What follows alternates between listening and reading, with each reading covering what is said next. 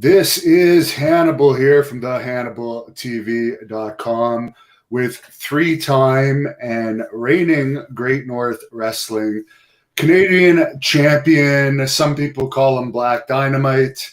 Some people call him the silver-tongued sex symbol. I call him Jeremy Prophet. How are you doing tonight? You got your Canadian title. Yep. I remember to bring it this time, and got the Canadian flag back there too. Been doing a lot of rep in Canada, but we're one of the greatest countries in the world. Got a heck of a healthcare system, a political system that makes sense, and proud to be Canadian. And yeah, how am I doing? I'm doing fantastic. I mean, as good as can be, given what's going on in the world out there. But 2020 is almost over. Hopefully 2021 is going to be better. Who knows if that's actually the case, but it can't be any worse than this friggin' year we just lived through. No, I know you're in Quebec. For the fans out there watching that might not be familiar with Canadian provinces, here in Ontario, we're locked down till January 26th. That's the Christmas present that we got from our government. What's the situation in Quebec? We're locked down until January 11th, but who knows if that's going to change. I mean, they've told us that it was supposed to have all restrictions loosened a couple weeks back. Then they had said, it's going to be a couple more weeks. It's just a dog and pony show where it seems like nobody knows what they're doing.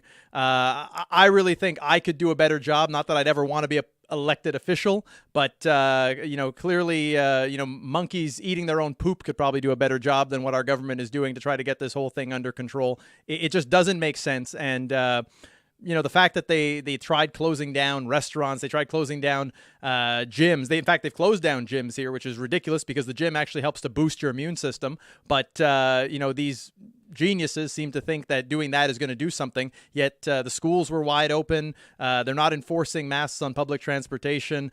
They're just guessing at this point with no actual solid plan that's actually proved to work. So maybe we could talk about happier things rather than dwelling on what's dominated this year. Yeah, I'm pretty miserable about the gyms being closed because, as you know, the weather's bad. The one thing I will mention before I shut up about this is here they took a Christmas holiday of vaccinating people.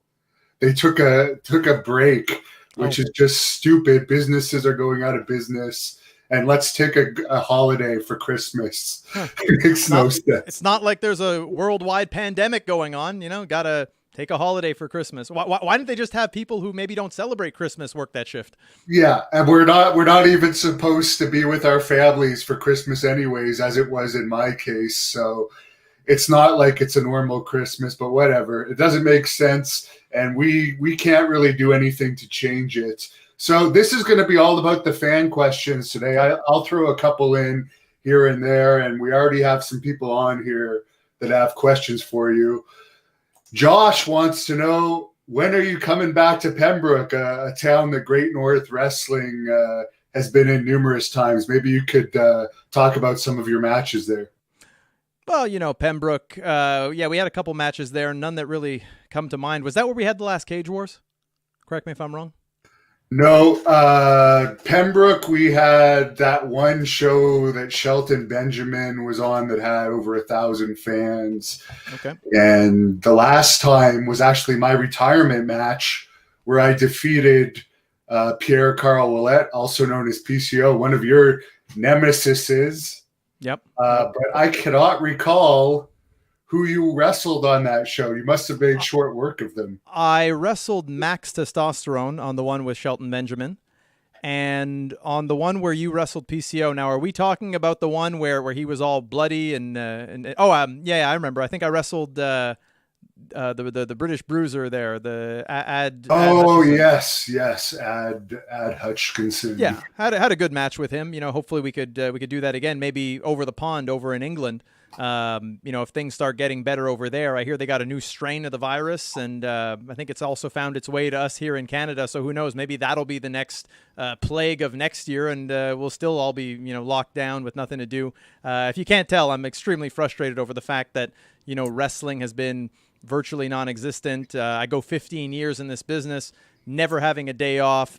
No injuries, no burnout, nothing like that. And, now for the first time, I've never had more than 3 weeks off, and that's just when Christmas and New Year's aligns.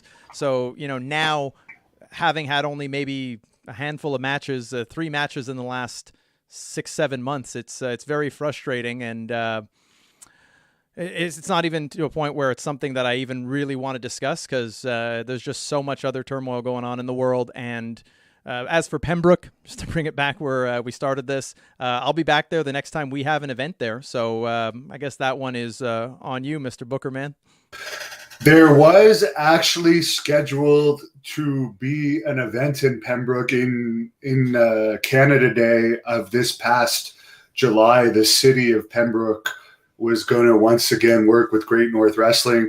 But as we all know, not only was that Pembroke event canceled, but Great North Wrestling's 13th anniversary event in August was sadly also canceled. But as I've said on here a bunch of times, we're going to be one of the first promotions running when we can. And as I've already discussed with you, maybe once things loosen up a bit, maybe there'll be more of a Great North Wrestling studio taping in the Montreal area if we can pull that off. I already talked to that guy a small bit, and it might be something that can be done. Who knows? That would be excellent. Anything that gets us back in the ring and can give the world a sense of normalcy, because we're all living through these trying times. And wrestling, it's crazy that like there's certain parts of the world, like in the States, where wrestling is still going on, yet here in Canada, it's not viewed as, I guess, as essential. So I guess it's touch and go with our government, but hopefully they come up with a plan, because certainly here in Quebec, they do not have any kind of idea of how to handle this. And it's been atrocious. It is strange that, for instance, I was covering the SWE Fury event in Texas only a few weeks ago. They had 450 fans in the crowd. It was actually a nice break for me, because it was like, even though I had to quarantine for 2 weeks when I came back to avoid a $10,000 fine, it was like being back to normal for 2 days. And even though their numbers are higher, it's weird to come back here where the numbers are actually lower and be put in full lockdown. It's like a bad dream. But Jofo in the Ring has become a member of the Hannibal TV YouTube channel, which I appreciate everyone that becomes a member and actually helps support this channel. But since you were kind enough to become a member, you're in the studio right now. Why don't we give your and his new show a plug, which I was recently on?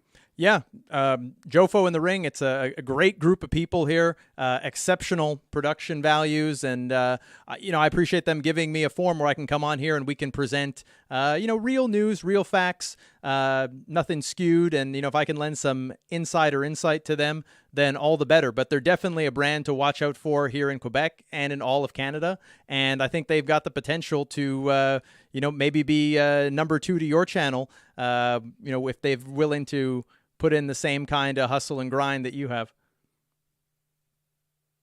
Yes. Well, they seem to be on their way. Not only did they allow me to post my full interview I did with you guys on the Hannibal TV, but I also posted one with Sexy Eddie, who was actually your last Great North Wrestling opponent that they did, I guess, before you came on board. And he's a controversial character, to say the least. And the match that you had with Sexy Eddie, which was sadly your last title defense of the Canadian title, made the top 5 most viewed Great North Wrestling matches of 2020 that people can check out. But my biggest memory of Sexy Eddie doesn't actually have to do with him. It had to do with after that Great North Wrestling event in Montreal many, many years ago, where Sonny and Brutus Beefcake were on it. And I think you wrestled Sami Zayn on that show.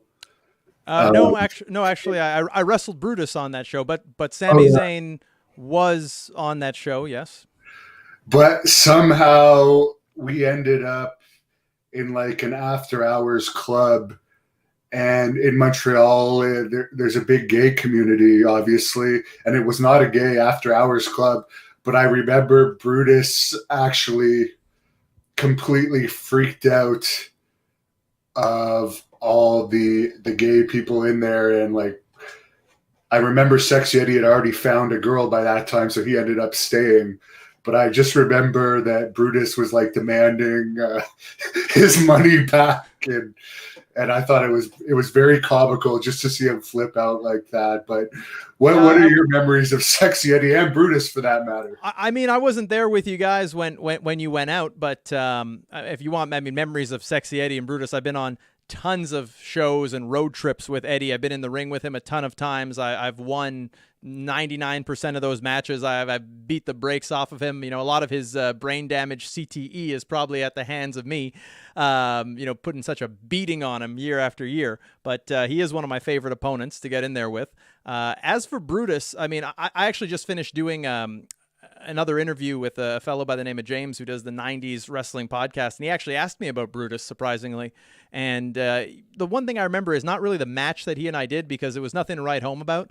But it was more the fact that, like, I met Brutus about 2-3 years later in Maine on a show, and he still remembered who I was. He came up to me and said, "Hey, it's a long way from Montreal." So whether I was that memorable, or maybe the other shenanigans that went on with him that night were etched in his mind, I think Brutus definitely had a lasting impression of his time in Montreal. Haven't seen him much since then. I think maybe the last time might have been on that show that you brought him in for. I think it was maybe a couple of years ago. Yeah, and I think that's the last time we're going to use him, unfortunately. That was what he did. I don't know if you saw the shoot interview I did with him, but it may have been the most untruthful shoot interview I've ever conducted. What, was it as untruthful as that one where Abdullah the Butcher tried to claim he was 300 pounds? I don't know if I ever did that one, but I think he may have done that for publicity for one of our events. He's that guy's in a lot of trouble these days, and the end of his life is going to be miserable, which is nice to know. Well, one of our fans watching this stream on Facebook, A2 The Tracks, says, "Do you think your career would be different if you had your chance back in the day when you tried for the LWF?" I don't know if this is a joke. Yeah, it's no, I know what it means. It's a bit of an inside for us here at JoFo. Yeah, my career would have probably been different. I would have probably, not gotten into the business at all and gone nowhere. The story behind the LWF is that in LaSalle, where I'm from, I'm born and raised in LaSalle, Quebec, Canada. When I was in high school with the people who do the JoFo show, they started up a wrestling organization called the LWF. They put on a few events in towns nearby here. They put on like 3 events. One of them was even at the high school. And I was declined in favor of people who never even sniffed the apron of a wrestling ring. So it clearly shows that their talent search was, really not looking for talent, or they just weren't very good at it. All that to say, we've made up now, and I guess JoFo is kind of their way of making up for that. So I saw a question there about healthcare. What was that about? He was mentioning, and this is true, that there is a long wait for surgeries. And yes, they did put cancer. At least I know actually Quebec and Ontario have 2 different healthcare systems. And yes, they did put cancer patients on hold for COVID earlier this year. And yes, it is a long wait for surgeries. That is true. It's interesting that comes up, because that's something I've been very outspoken about. I've been pushing this agenda a lot of Canada and, us not getting opportunities. Anyone who's watched anything I've said recently, you've probably heard me say it a million times. But one thing I can give praise to our brothers to the South about is that those guys doing independent wrestling, they've really got a set of balls on them, because, we're covered. We have healthcare up here. Yeah, it takes a while, but, it's not going to cost you an arm and a leg, figuratively and literally. When it comes down to it, we have a pretty good healthcare system here. And I can't imagine people doing professional wrestling, ultra-violent wrestling, deathmatch wrestling, all this stuff, knowing that, a bump or a bruise, yeah, they'll treat you right away, but it'll end up costing you tens of thousands of dollars if you don't have good private health care. So, I think that power to them for doing this. It's really courageous that they step in the ring knowing that risk. And I don't think enough fans out there realize that the States, it's a whole different ballgame. It is literally risky business compared to us here who are, well taken care of with our healthcare system.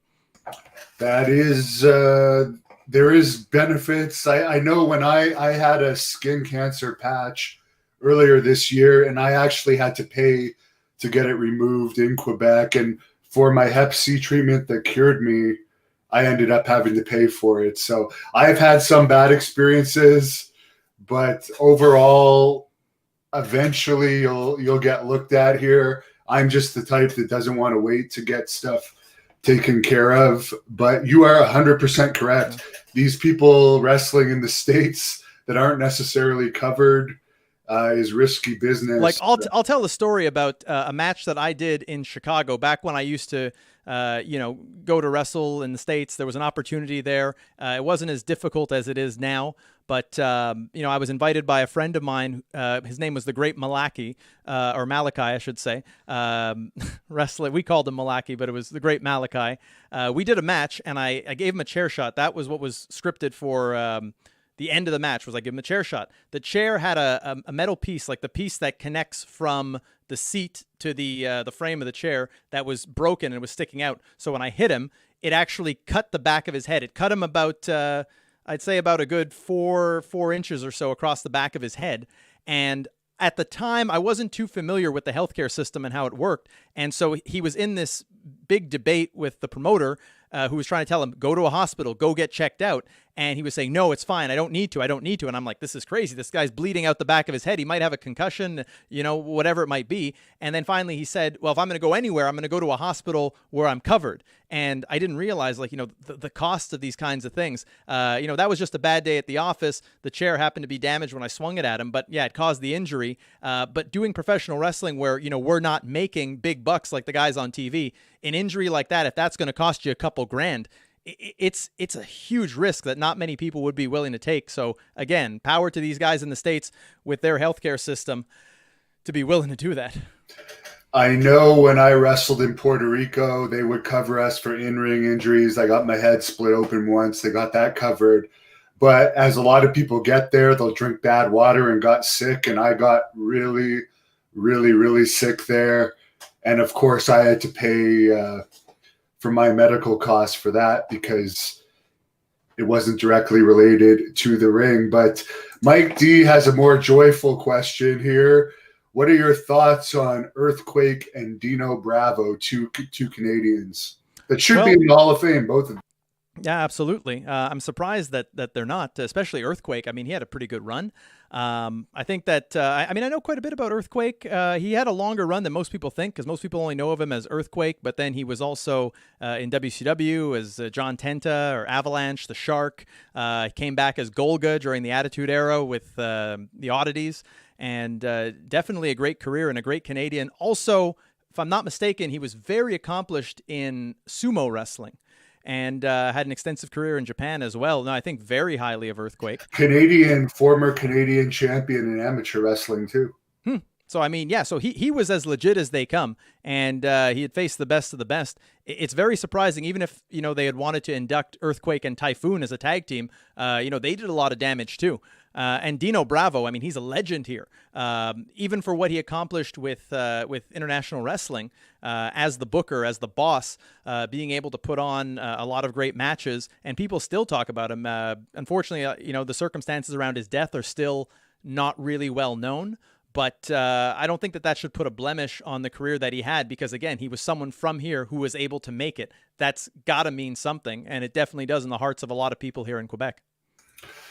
Yeah, he was very much over in Quebec. At one point, they were talking about having him against Hulk Hogan in that big expo stadium there, but it never came off. Underdog says, Mr. Profit, is there any hope for wrestling to improve, or will we be stuck with the current WWE and AEW products that suck, with the ratings proving it? Again, they were celebrating a 0.52 rating this week because it was up from their all-time low 0.41 a couple of weeks ago. Well, it's no surprise that WWE's ratings are in the toilet. I mean, again, I feel like I say it in tons of interviews, but it's like, how can you put on a kids show, PG show, in prime time? It doesn't take a genius to understand that if you're going to be going up against primetime shows, you need primetime content. And I don't know if it's a case of the talent just doesn't have it in them to be able to, get it done in the ring. Guys aren't getting it done on the mic, or maybe they're not allowed to. I don't know, because I'm not behind those walls. They took a pass on me in 2010 and 2012. So unfortunately, my good looks and my word savvy cannot do anything to improve things for them. But I think it's only going to change when the man at the top is no longer the one calling the shots. But even at that, who knows if the next generation is going to be any better. AEW, it's hard to really judge them because they're still kind of new. So I think if at some point the ratings for AEW get to a point where they start becoming a threat to Raw, or they start surpassing them, then you definitely have to take them really seriously and see where they can go, because they're on the rise, whereas Raw is on the decline and has been for a while. No business, I think no business has lost more fans than professional wrestling. The numbers speak for themselves. They used to get better ratings than Monday Night Football. Now they're getting worse ratings than companies like TNA were when they were the laughingstock of professional wrestling at the time WWE was on its high horse. So, no business, no sport has lost more fans than WWE. And if they keep trying to stay the course, it's just going to be the same thing. Hubert has a question for you. Did you ever consider combat sports as a profession? Of course, you've trained in kickboxing and some boxing and other martial arts over the years. Yeah, no, it wouldn't be something for me at this stage. I became involved in my boxing training, in the late 2000s of my adult life. It's something that I would have had to have discovered either martial arts, combat sports like that in my childhood. I played hockey, I played baseball, did track and field. But when it comes down to it, I'm not going to be foolish enough to say, I could have jumped into that and could have been successful against people who've done this their whole lives. It's like I consider myself a black belt in professional wrestling. This is what I've studied. I've studied professional wrestling the way a preacher studies Bible verses over and over and over. That's what I've dedicated myself to. It'd be foolish and it'd be extremely arrogant to say that I could jump into combat sports at any point in my adult life when I would have such a game of catch up to play. I love combat sports. I love the UFC. If you follow my Twitter at Jeremy Prophet, all one word, you can see me commenting on a number of things that happen in the UFC. I'm very vocal on there. But no, I don't think it would have been something for me unless I would have discovered it back when I was younger, at which point the UFC was, barely a thing. So yeah, that's my stance on that. Yeah, but I would fight CM Punk though. That I'd have no problems doing, and I could probably beat the brakes off of him. It's the same with me. Had UFC been even though it's on a downswing in popularity now, if it had been at its peak when I was younger, I would have seen it as an option. But as Dan Severin said, you were fighting 3 times for a $50,000 payoff when we were growing up. And I would fight a CM Punk or a Ryback or an exhibition match against somebody. But at this point in my career, too, I get that question all the time. To go into full-time combat sports would not be the wisest decision, particularly when I'm doing so great as an interviewer and I need my mind. And you do take a lot of brain damage in those, as you can tell by some of the guys I've interviewed, who I will not mention. But Jefferson E. White wants to know your thoughts on Rick Martel not being in the Hall of Fame, another one of Quebec's all-time greats. Yeah, I never had the chance to cross paths with Rick Martel, but I definitely respect his body of work. I think it's just a matter of time for him. I mean, he had a lot of great accomplishments. My favorite moment in Rick Martel's career was seeing him in WCW get a run with the television championship. I think that nobody expected that, especially at a late stage of his career, and I think he showed that he could still go with the best in the world. And I mean, seriously, go back and watch those matches and you'll see him in there with Benoit, with Saturn, with guys who were very much in their prime, and he was able to keep up with them even though he was in the twilight of his career. That's what I mostly remember Rick Martel for. But yeah, the model gimmick was very entertaining too. And I just think it's a matter of time for Rick Martel. Look, if someone like Coco Beware can get in the Hall of Fame, then Rick Martel for damn sure better be put in there. Yeah, they call it the Coco Beware Bar, which Underdog is asking you about Jacques Rougeau. Jacques Rougeau is well above the Coco Beware Bar, but he's not in there either. Jacques Rougeau, another great Canadian. He trained me, taught me this business, from a young kid who didn't know anything about this side of the curtain. I was very, very much on the other side, knew a lot, read a lot, studied it. But Jacques broke me into the business. I have a tremendous respect for Jacques. I don't know why so many of his students don't like him, or maybe it's just really cool to bash him. But no, I have a tremendous respect for Jacques. I think he did a great thing for us people here in Quebec as well as in all of Canada. He went in there, he beat Hulk Hogan. I think he was the first Canadian to beat Hulk Hogan. Did that on my birthday.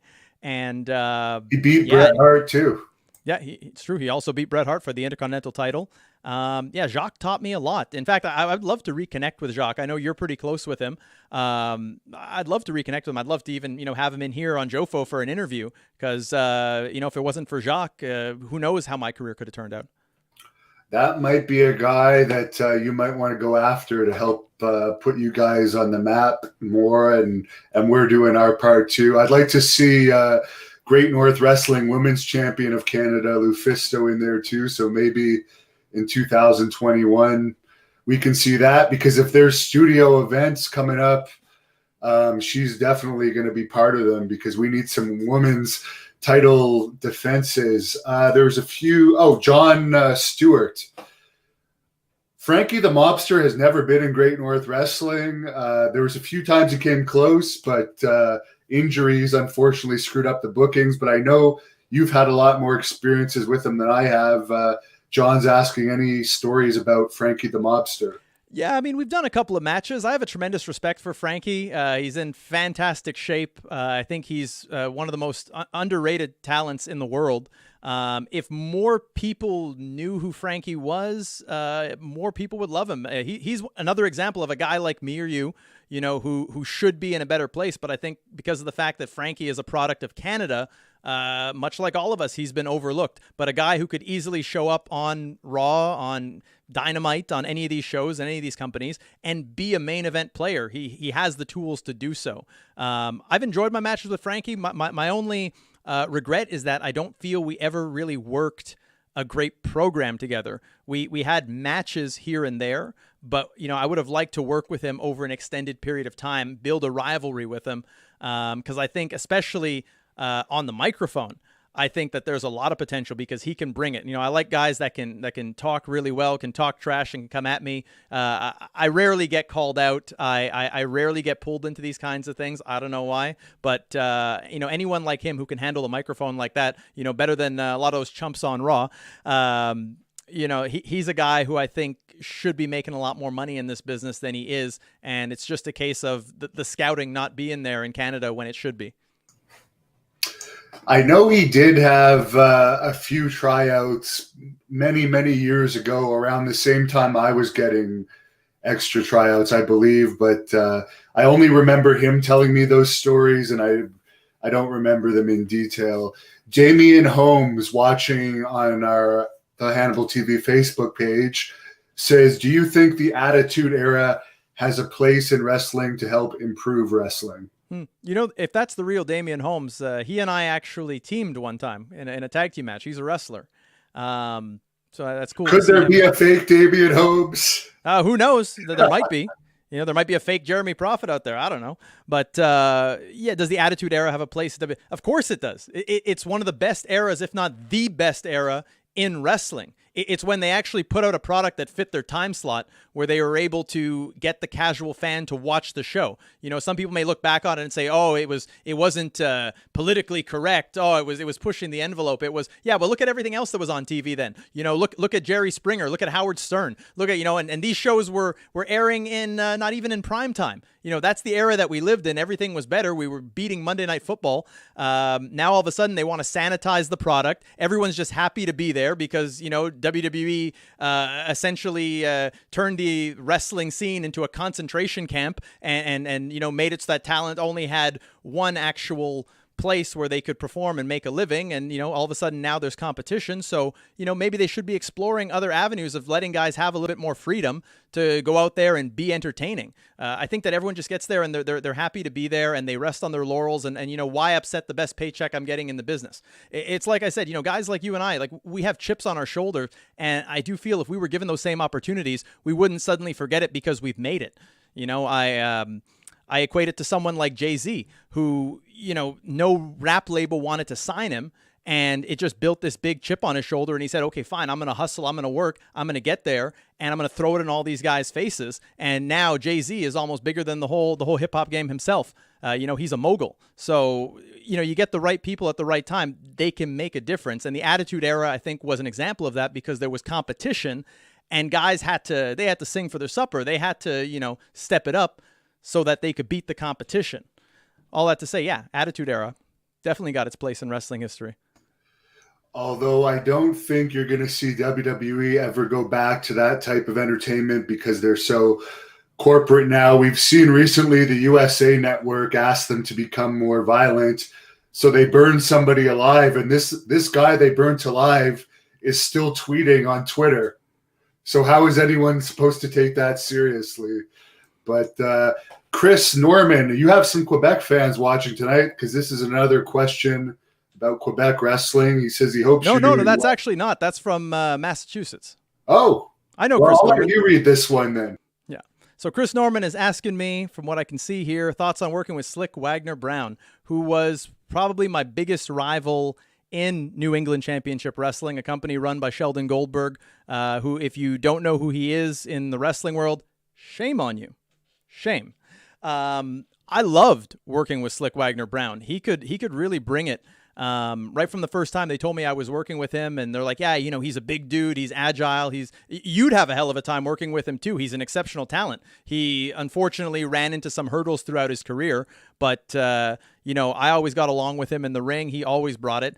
You can still look up those matches. They're there on YouTube. And, Wagner's the kind of opponent I like. He's kind of like you, he pushes the opponent to bring out the best in them, to bring out that extra level of violence, he's the kind of guy who doesn't say no to anything. And I think that translated really well to our matches. And hopefully before all said and done and, his career is wrapped up, or mine is, I wouldn't mind getting back in the ring with him again. Jefferson E. White, one of the great fans on here that does artwork for me, says, who did you like better, the Von Erichs or the Freebirds? That's easily the Von Erichs. I think that, especially Kerry Von Erich, what he was able to accomplish, even in the later stages of his career with only 1 foot, incredible. It's tragic how things ended up for the Von Erichs, but they were beloved the world over. I have a very good friend of mine who grew up in Israel, and he said, they were like gods over there. These guys were a big deal, and not to take anything away from the Freebirds, they weren't necessarily my cup of tea. I found Michael Hayes, a little entertaining, but for me, looking back at that era in Texas, the Von Erichs were where it was at. They inspired tons of people from there. I'm sure that's why their wrestling scene is still thriving down in Texas. You've been there, haven't you? I just covered it back in December, and I'm going back in February. I think it's about to take off again. They have a lot of great people working on bringing back the old school style of wrestling. And this is an AEW saying they're going to do it, then doing more comedy than WWE. These guys are serious about it, and they have some old school people involved in booking it, such as Teddy Long, James Beard, and Kevin Sullivan over at SWE Fury. And I think there's a lot of potential there. Geek Bar Montreal gives you a compliment here. He says, you look like you can take both members of Top Flight and AEW by yourself. Some of these wrestlers just aren't believable. Yeah, I agree. Yeah, why not? What can I say? Top Flight, they're good athletes. There's a lot of good athletes in wrestling, but at the end of the day, it's a violent sport. You got to believe that the person in the audience, you can't have them thinking that they can handle you.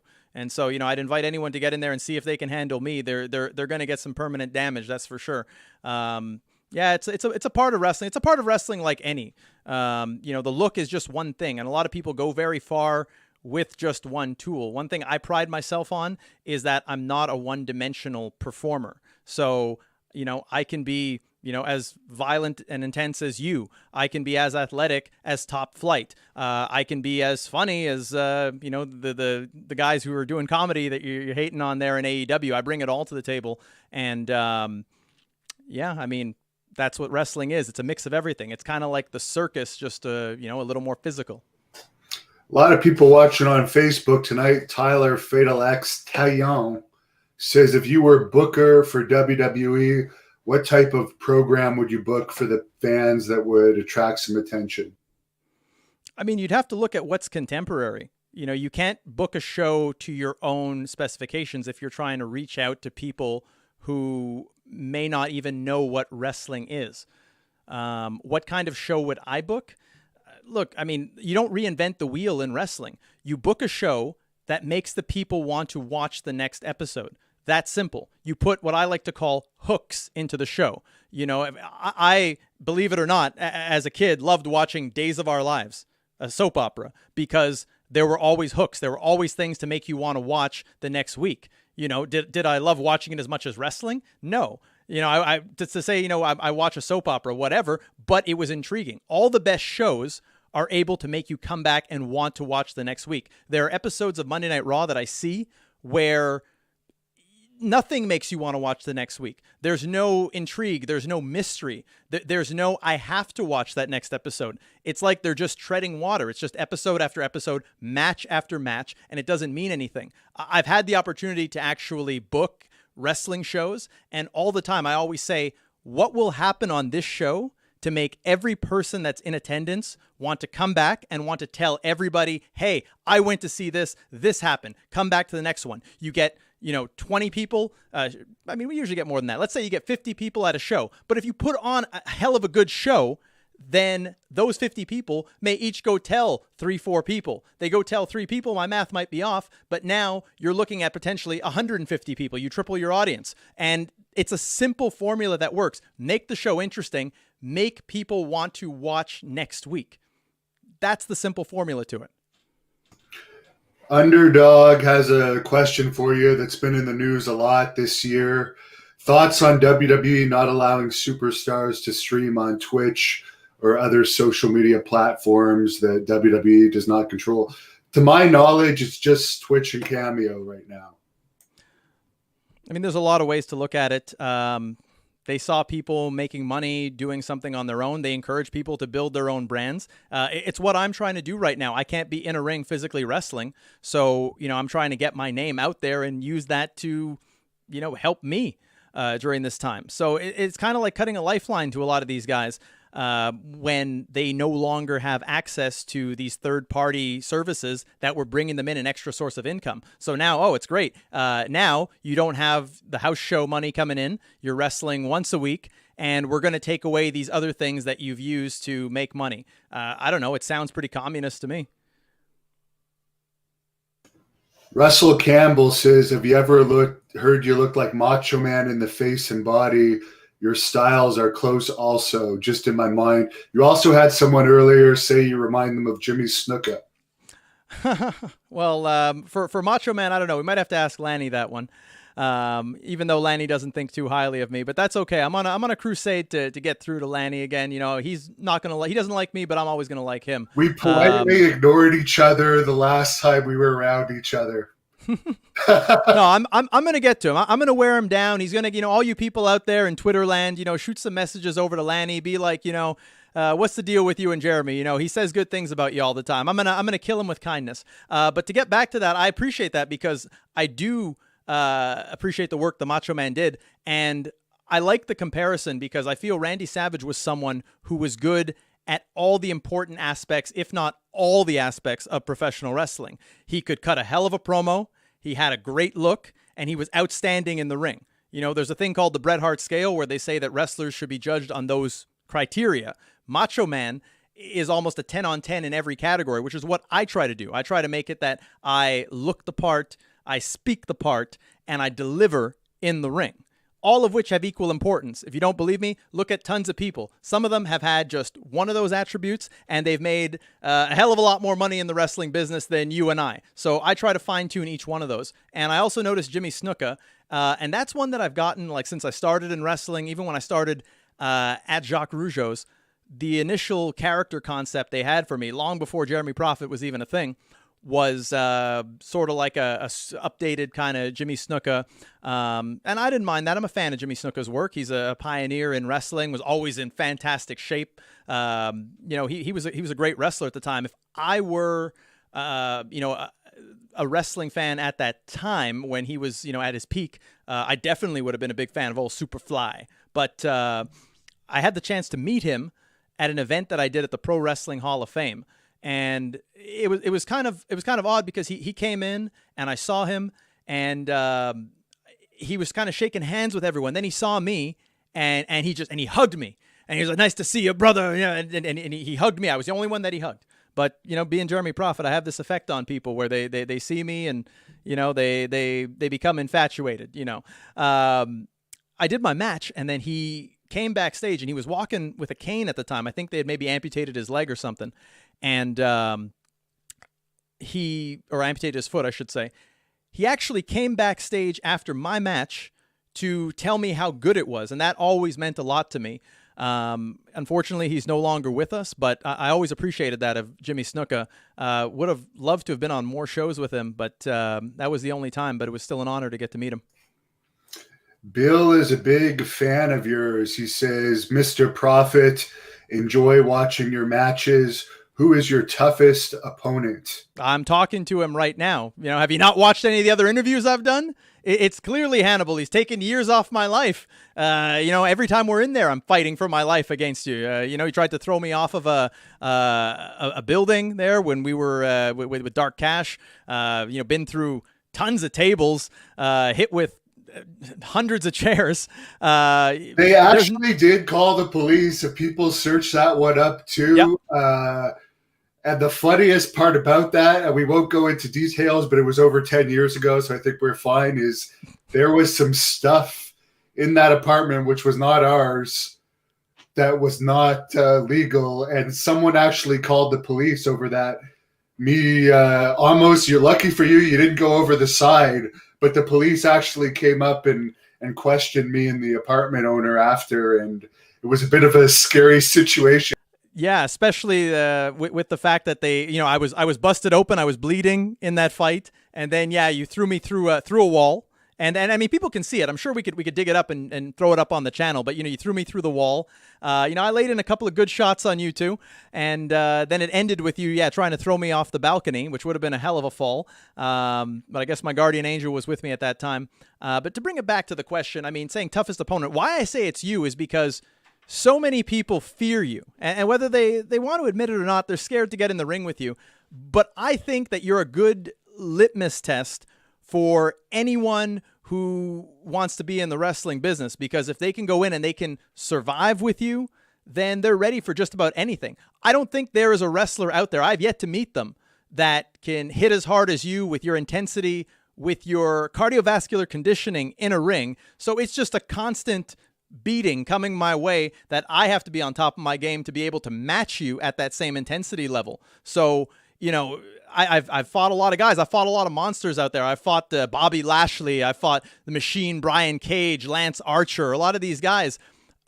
But they differ from you in terms of how much intensity, and that every single shot is like one that can end a match. And I'm not embellishing here. It's a reason why people are scared to get in there with you, but it's okay, because a lot of people scared to get in there with me too, because I can bring it. And one of the reasons I can is because I fought guys like you. And speaking of the Macho Man, which someone was talking about earlier, I have put the link here to the official Macho Man Randy Savage Memorial Show, which you and I were both on. Lanny Poffo was on it.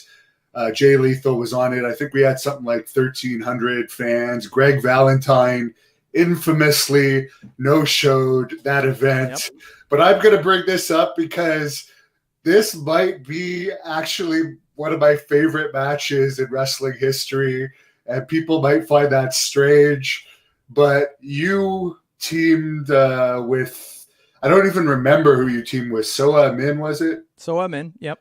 Versus Carl LeDuc from the LeDuc Wrestling Clan, and a guy named Rock Desjardins. You were just talking about people that don't pay their dues in wrestling. This was a guy that was a local that was begging us to be part of the event.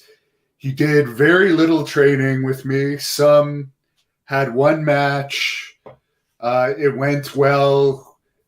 He sold tickets for the first one. He was also carried quite a bit in that first match. He was carried for sure.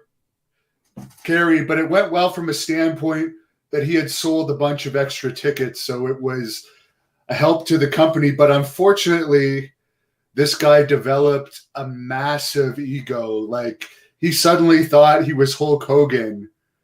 And then he also sold some tickets for the second one, but he decided he was such a big star that he was above giving ticket money for these tickets to the people putting on the actual show and promoting him. So we decided to put him in a match against a couple real wrestlers, you and Soa Min, and maybe you could tell us about some of the highlights of this match. And I do suggest people check it out here on that link because it was a hilarious beating. His eye was swollen up like it had a tennis ball or something like shoved. Well, let's not forget also, and as much as I'd like to take credit for doing all of that, and by the way, I love that match. That match is a masterpiece. It's a great showcase of Jeremy Prophet at his finest, at his most intense and violent, and I thought that match was fantastic from start to finish. Definitely one of my favorites in Great North Wrestling. But it may be undermined as much as we did the Lord's work in there, tuning him up, by the chair shot that Carl LeDuc gave him at the end, which I think is what did the actual damage to his eye. One of the most vicious chair shots where he hit him as he's sitting there almost in a fetal position, curled up like a hefty bag, and just took that chair right upside his skull. I don't even know if he saw it coming. I just remember before the match telling him, because he was very worried about the 450 splash that I hit on him, and I said, you don't got to worry. That's going to be the softest thing you feel all match. And it really was, which, goes to show you shouldn't be stealing ticket money. You shouldn't be stealing, period. And I think the way it was done, it was good because, we could have ended up calling the cops on him, and I think things would have been a lot worse for him. Anyways, I encourage everyone to check out that match. It's a hell of a match. I loved it, and I think that the message was sent loud and clear. The other sad thing about that guy is because it was my event, I was willing to take time out of my own schedule, which at that time I think I had 3 regular jobs to make ends meet. And at that time we were promoting like 11, 12 matches a year. So I was really working hard, but I was willing to donate my time to train him absolutely free. So he wouldn't look bad, but he didn't train at all, and he was completely gassed. Using a T-shirt. Sure he regretted it in later years. Maria Davis is a fan of yours, throwing us a $5 tip thank here. You, Maria. A couple compliments here from Hurricane Maverick, one of our fans on this channel. He says, Mr. Prophet has excellent knowledge of wrestling. And here is another guy that should be signed to a big company. He definitely should at least get a shot in SWE Fury. Well, thank you. I appreciate the kind words. And I think the same thing. I think definitely, I should get a shot. If anything, a shot to succeed or a shot to fail. But regardless of that, I'm going to keep seeing this through to the bitter or sweet end. And, if I have to blaze my own trail, then I'm going to do it because I know my potential. I know my skills belong amongst the best in the world. I do feel that I am a top tier talent. Just I haven't been given a big enough stage and a big enough spotlight to show the rest of the world that. But I see the caliber of wrestling that passes these days. I see the kind of people on TV, and I read the internet, and I read what people think is a good wrestler. So I know that once I get that opportunity, I'm going to open a lot of eyes, and people are going to say, hey, this isn't your typical independent wrestler. How could a guy like this go unnoticed for so long? Yeah, it's a damn shame a guy like this has gone unnoticed for so long, and it speaks to the volume of piss poor scouting that we have here in Canada. And I'll always say it. I'm the run to the litter. There's guys like you. There's guys like Frankie the Mobster.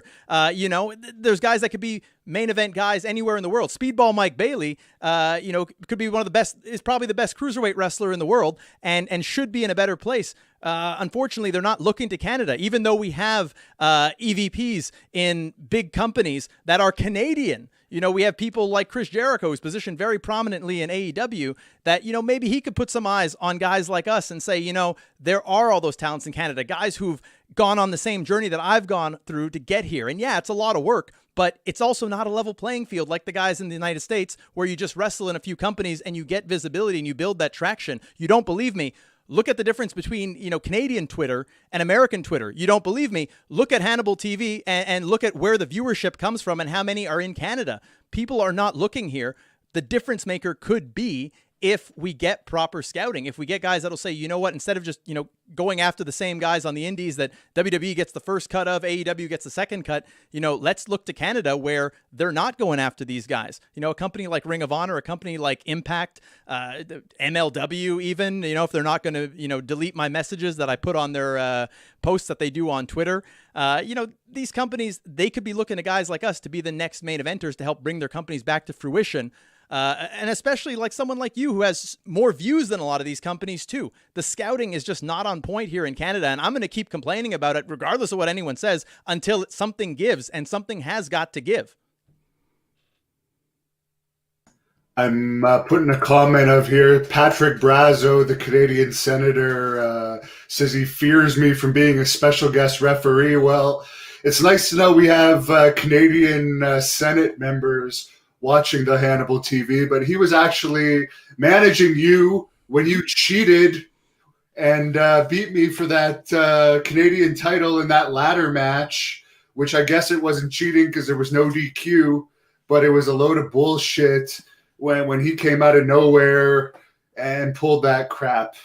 Well, to be fair, I mean, he cheated. I just kind of took advantage of a situation that presented itself. He has clearly an issue with you, some animosity. When I have that, we settle it in the ring. He chose to go about it a little bit differently. And I think in general, as much as I respect what he's done in politics, he's done a fantastic job, especially for our Aboriginal people. When it comes to the wrestling world, he has not only stabbed you in the back, but he has also stabbed me in the back, because you might remember he also had that bit of a run in there with me in the match where I won this fine title over here. So, I don't think too highly of him either, and I think that he's an opportunist in the world of wrestling. Tony Martin wants to know if either of us have ever worked Brodie Lee. I have not. I also have not. Condolences to him. He clearly had a big impact on the wrestling business with what he did as the Exalted One in AEW, the Wyatt family. His legacy will live on. I know a lot of people who worked with him. I was on a show with him in Cornwall, Ontario. Don't think we spoke that much, but I mean, that's about it. Again, I didn't know him. There's tons of other people that can, do his memory justice more than I can. It's just unfortunate when anyone in the business passes away, especially at a young age, especially in the prime of their career too. It's just a reminder to all of us that, life is precious and we got to make the most of it. So. Yeah, and it reminds me of like when we're locked down like this, you probably have a better chance, someone like me, of being hit by a car when I'm out running at 2 a.m. on the icy streets or breaking my leg out there than actually having anything bad happen to me due to COVID, but it's restricting my freedom and I don't like it. But Hurricane Maverick Alexander back on it again, asking if Don Callis, one of the most overrated pieces of shit, in my opinion, has ever reached out to you. Well, no, he's never reached out to me. I guess I have a different opinion of him because I really enjoyed his work as Cyrus in ECW and as the Jackal before that. What happened with you and him? Why the hate? I find him boring, and I definitely hold a grudge over the booking of Impact. Anyone that turns wrestling into a joke, I'm really not a big fan of. By the way, someone from Perth, Australia just tipped us $5. Wow. And they're liking the content over there. Oh, glad I can help. But I'll let you put, in my opinion, Callis was the most entertaining, but he was not my favorite back then either. In his ECW time, I never liked him as the Jackal, and now I couldn't even watch him for 5 seconds. Again, I mean, we gotta agree to disagree here, and that's a lot of people in the business. So I just think that I for one enjoyed his performances. But what I will say about Don Callis, and I'm glad he got brought up, is that he's again one of these people in a position of power that can do a lot to help Canadians. Much like himself, he's Canadian. We've been down a lot of the same roads. He worked for Grand Prix Wrestling. I worked for the revival of Grand Prix Wrestling. So, he's someone with a voice that can be heard by a lot of people. He could be scouting the Canadian independent scene to find talents like you and I. And, hey, look, if he isn't calling me, but if you guys want to hit him up on my behalf, you're all more than welcome to, because I think I could do a lot of good for either Impact, AEW, any of these companies, any company that, would want to invest their resources in someone like me who can go in there and bring something different. So that's how I see that. Well, he has a big heart on for Kenny Omega, and we've seen the Impact ratings continue to drop week by week. They were celebrating the initial 0.08, then it dropped to a 0.04, then it went to a 0.03. We don't know what it is last night yet, but those two certainly aren't a ratings big getter over there in Impact, although maybe a 0.03 is good for them. Well, I mean, when you look at it, I know you're being kind of harsh on the ratings, but again, as a new company and especially in their demographic, they're doing really well compared to WWE out there. So I think there's a lot of room for them to grow. Obviously, we can't expect miracles out of them while the company is still in its infancy.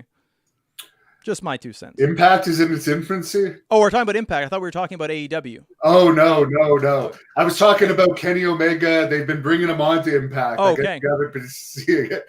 AEW, I agree. You're a different personality than me. We're never going to agree on each of our tastes. I'll watch world-class wrestling any day over any of the current TV products, because that's just my style of wrestling, or Stampede or Mid-South. I don't have the time of day for the new stuff. I know you still do follow it, so I respect your opinion, and people that watch this channel also watch it, so I'm not hating on people that enjoy it. But you mentioned the reboot of Atlantic Grand Prix you were involved with. Yep. I just did a Christmas special with Rene Dupree that was very well received. Any thoughts on him, and where would you rate him as a wrestler? Another guy that, yes, he's doing great in Japan, but in my opinion, he's better than anyone in AEW. And that's my honest opinion from a look and wrestling talent standpoint. Yeah, no, Rene is one of my favorite people in wrestling. I'm happy to have gotten to share the ring with him, to be a part of his tour. Rene, what not a lot of people know is that he's a great leader in a locker room. And that might sound strange, but I mean, people might remember him as a member of La Resistance when he was like 19, 20 years old. But he's definitely grown into a locker room leader. And one of the things I most remember about that Atlantic Grand Prix Wrestling tour that I did was he would say, guys, you have to go out there every night and give 100%, and he's like, I'm going to lead by example. I'm going to be the guy, diving off the top rope or going through tables, or, I'm going to be the one limping to the back because I've given everything out there. So I expect the same of you. And, and he'd look at me and he'd be like, you're my number one. You got to go out there. Make sure you're doing the 450 every night. Make sure you're, giving those people the best match. Make sure that it's intense. And, even if the guy you're in there with is going to sandbag you, make sure, you beat the hell out of him and make him step up to your level. And I appreciated that we had a leader by example. He wouldn't ask you to do anything that he wasn't willing to do. And I thought that was great. And it made me want to go out there and do the best I can. I think he's one of the best talents in Canada. Definitely, if not the best talents, he's definitely got one of the best looks, but also his in-ring intensity, his fire, and his technical precision are very on point. It might just be a case of politics keeping him out of a better position in the wrestling business, but definitely one of the many great talents here that people are sleeping on. Guys out there, promoters, EVPs, look to Canada. Don't forget about us. We're just as good as anyone else out there in the world, if not better. And I'm going to keep telling you until something gives. Well, you deserve a shot. You still have the passion, unlike me. I'm happy being on the Joe Rogan side of things. But you brought up my viewership. I'm going to post my viewership for December compared to some of the other companies here in a second. Here we go. I'm leading a lot of companies. I had 6.2 million views on the Hannibal TV in December. Thank you to all my viewers. Ring of Honor only had 5.7 million. Ryback had 1.8 million. MLW had 604,000. NWA had 560,000. New Japan had 2.8 million. Chris Van Vliet had 1.4 million. Wrestling with Regrets, 4.4 million. And I like Wrestling with Regret, MLW, and I have no issues with this Chris guy or New Japan. I'm just posting this to show you that I get my back turned on me by a lot of people a lot of the times, even though I think it's pretty impressive that in 2020, month after month after month, I've beat Ring of Honor in the ratings for YouTube. Which is why I always say that, one of these companies should bring you in, bring you on board. My Jay-Z analysis that I said before, in the hip hop game, it could kind of apply to you because Jay-Z was a guy that people didn't want to sign despite the fact that, he was banking more money than them and he was spitting rhymes that people wanted to hear. I just, again, I feel that common sense is something that's not valued enough throughout the wrestling industry. It's the same reason why in this world there's a lot of, school smart A+ students that are working for C+ students because they actually have the common sense to move things forward. I can't understand how you can have that kind of viewership and none of these other companies want to monetize and weaponize it. Again, it just speaks volumes to, I think it must be a Canadian thing here where people just don't realize, but definitely those views are coming from the United States. And I know that there are a lot of top level people that watch your content. Again, I just don't understand why someone wouldn't want to take advantage of it. But clearly, you at the end of the day are still able to say you were self-made, you didn't sell out, you did it on your own, you blazed your own trail. And if people in the comment section want to light that up and say that I'm kissing your ass, well, no, because I remember you when you started this and saw where you were to where you are now, and you barely had anyone helping you. You had people, in fact, trying to put you down and keep you down, which is something I can relate to because people have tried to do it to me, but you persevered and got there. That's why I say, I feel I will get to where I want to be because I'm not going to let anyone stop me, and I'm going to keep working just as hard to be able to get there and throw it back in their faces when I am where I should be. Same goes to you. And it is not just me, it's the Great North Wrestling wrestlers, the members on here, like Bill, for instance, who says, Jeremy, you have great talent, but it seems wrestling is not all about talent. Keep at it. And I do thank the members, but not only the members, but the regular viewers as well, by the way. I'm happy with anything, but if you have $1.99 a month to throw my way, I will put it to good use. And imagine the kind of Great North Wrestling events I could produce if we had 10,000 members. Then maybe I could become an MLW or a NWA or a Ring of Honor because those companies have a lot of money to play with, and I don't think they use the money wisely, really. But Colonel Quayle wants to know our opinion on, apparently this is breaking news, AEW has signed Brodie Lee's son to a contract. He's 8 years old. Good for them if they want to help support the family is all I can say. I don't know. I never saw it. Obviously, I've been talking to Jeremy. But if they want to help out a family of a guy that they just went through a huge tragedy, it's their choice. Tony Khan's dad is richer than Vince McMahon by a significant amount. So why not put that money to good use? It's a tax write-off anyways. Yeah, I mean, I don't see anything wrong with that. I don't know what he expects us to say. It's a nice gesture for people going through something traumatic. I've lost people in my lives and in my life, and it's good that the company has their back. It's better than I can say for other companies out there. Has the WWE ever done anything like that and said, we'll take care of your kids? It's a great gesture. And I think that there's a lot of good in AEW's mentality. It's not the same toxic mentality that the WWE has been purveying for so many years. So yeah, good on them. It's a great gesture. Now, why don't we get into where people can follow you? Obviously, at Jeremy Prophet and at Twitter, Joe in the Ring. But let's get into more details on where people can look you up. Well, I mean, what do they want? They want the keys to my house, my social security number, my power of attorney over my life. I mean, no, I'll be serious. Yeah, I mean, you can follow me on Twitter at Jeremy Prophet. That's JeremyProphet. Don't spell it like the Street Profits, unless you want to piss me off. You can also follow me on Instagram at The Real Jeremy Prophet. And you can find me on Facebook. I'm sure it's at a point now where you can search Jeremy Prophet. You'll find me. And yeah, you can see great clips of me here on Hannibal TV.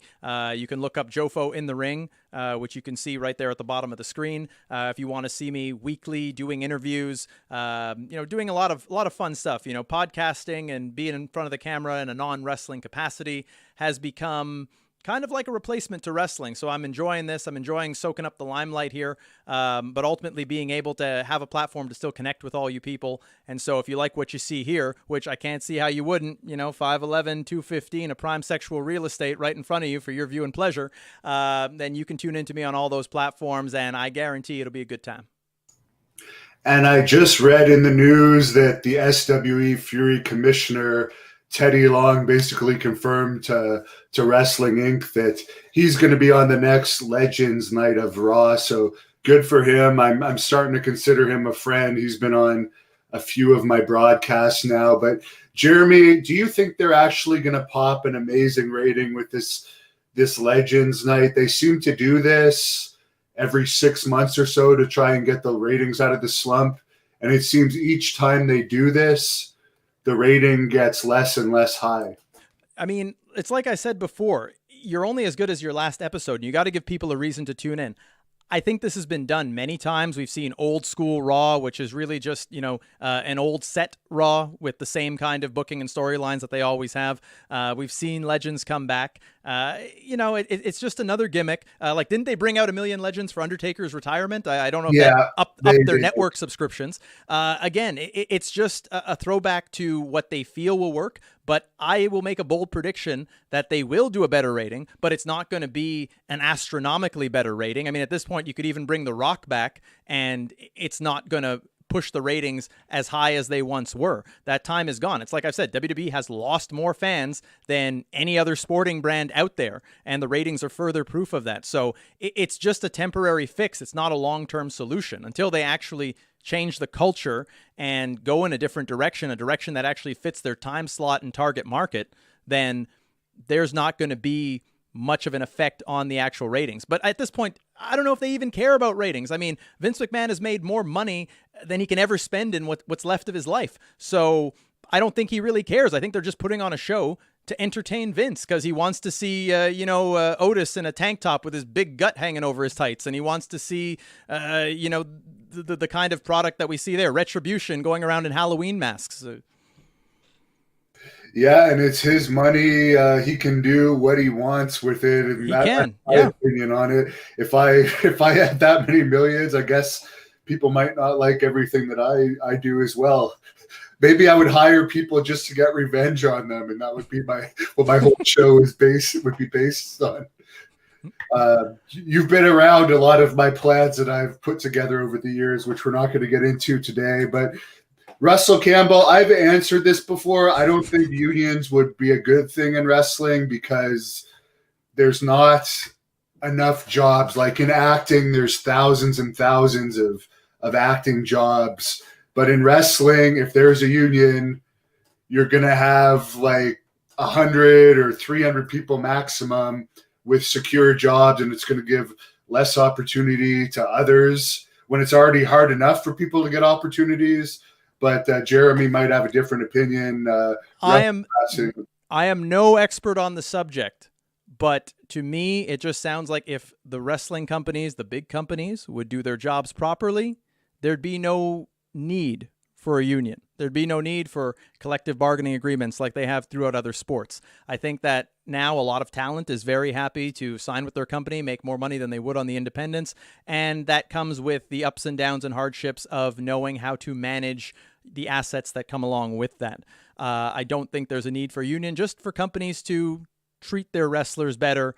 And I do think some of the other companies are doing a good job to change that culture, that dogma that has been instituted by the Catholic Church of WWE, that for too long had a monopoly, and now we're finally, starting to lose that control with the competition that's presenting itself.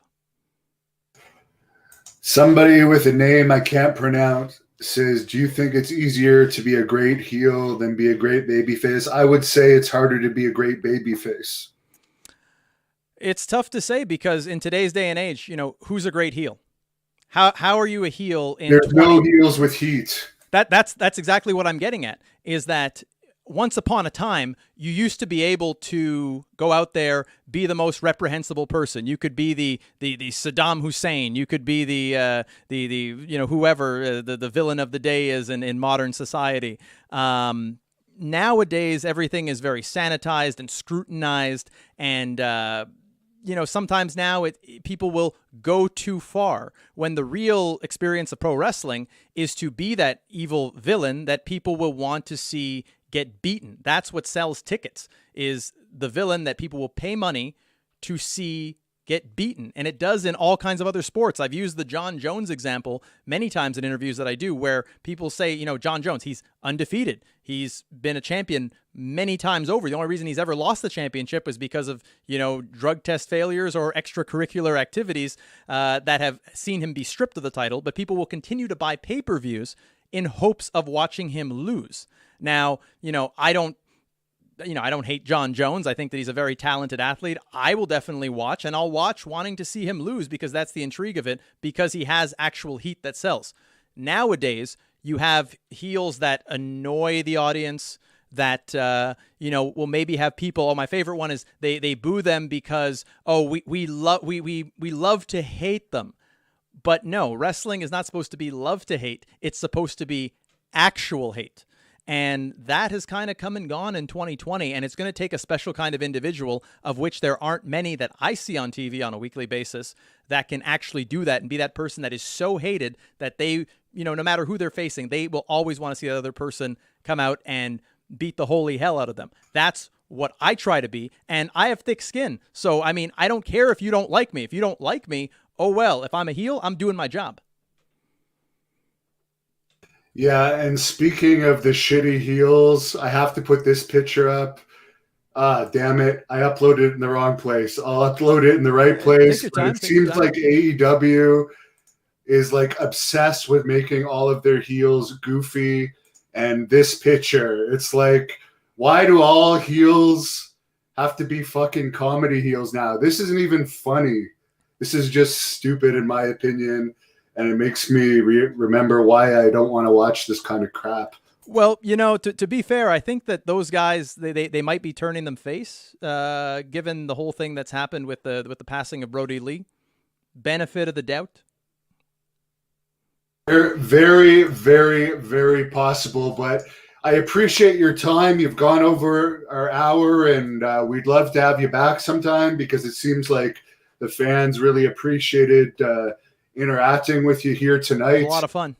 And we hope to see you back at Great North Wrestling sooner than later. That title needs to be defended, and who knows? Actually, one more thing I will bring up.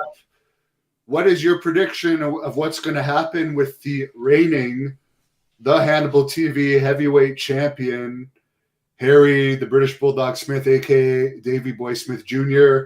I'm fairly certain he's probably going to end up in WWE, but there's a good chance that title is going to be vacated if that happens. Well, if the title gets vacated, hey, you can throw my name in the hat. I wouldn't mind having a second championship to accompany this one, and also completing the fact that I would have won 2 championships. In fact, maybe 3 if you include the first version of this title as well, back at the start of Great North Wrestling. But my prediction for Harry, who I think is also, again, one of the best talents here in Canada, I think he's going to go back to WWE. It seems like a natural fit. TJ and Natty are there, so I don't see why he wouldn't go back there to be amongst friends and to right the wrongs of the last time he was there, because they gave him a dirty deal with his last run. Definitely could have been a lot better, could have started a lot better on the main roster. And I think it'll be a good place for him. Anthony, you predict Braun Strowman in AEW. I believe he re-signed to a massive deal recently, because I remember looking at the deal and it was for an extremely large amount of money. So I wouldn't expect him to be going anywhere. Rodsor's asking if you use synthol in your arms. I will take that as a compliment, but no, I am 100% drug-free, natural, something I've prided myself on my entire career. Like Lance Storm used to say, I am the best-built athlete this side of a positive drug test, and you can bank on that. Oh, yeah, no synthol in these arms, all natural. Someone asked for a double bicep really early in this podcast. How about you tip us, and then you get a double bicep then? There you go. You got to pay if you want to play. Well, Jeremy, I'm going to let you close this off. You're always known as being a good talker, so you can shut us off here on the Hannibal TV on YouTube. And we have been streaming this on Facebook and Twitch at Great North Wrestling. So I encourage you guys to watch on those platforms too, where it is ad-free for now. It might not always be that way, but for the people that don't like ads, go to facebook.com/the Hannibal TV. Of course, Jeremy, the show off as always. You can close this down. Yeah, I gave him that one for free. So to the fans of Hannibal TV, I will say thank you for tuning in. It is much appreciated from the bottom of my heart. Keep tuning into this channel. It is #1 in Canada, and it will be that for a long, long time. To anyone who's heard what I've said, that here's my message, feel free to spread it. Let them know that we have great freaking talent here in Canada. And to the EVPs, to the executives, the scouts, all you people up there in the main companies of this wrestling industry, understand that with someone like me, you do not leave money on the table, because eventually someone's going to come around and pick it up. So know what the value is of Jeremy Prophet, and I will make sure I return it tenfold to you. Thank you for watching the Hannibal TV. Please